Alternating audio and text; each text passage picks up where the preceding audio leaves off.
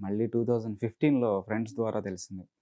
ఇలా సెలక్షన్స్ జరుగుతున్నాయి. ఒకసారి ట్రై చేయొచ్చు కదరా! ఎప్పటినుంచో అనుకుంటున్నావు 'బాలు గారిని' చూడాలని అని అన్నారు.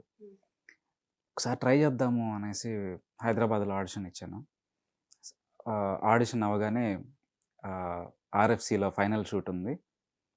అక్కడ 'బాలు' గారు ఉంటారు. ఆయన సెలెక్ట్ చేస్తారు ఫైనల్ కంటెస్టెంట్స్‌ని. వావ్!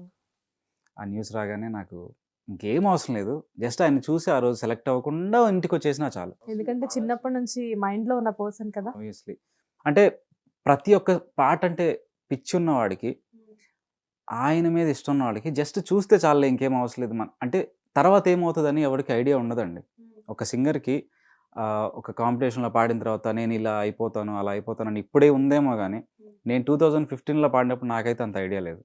ఆయన్నొకసారి చూస్తే చాలనుకున్నాను. సెలక్షన్స్‌కెళ్ళి పాట పాడాను. దేవుడి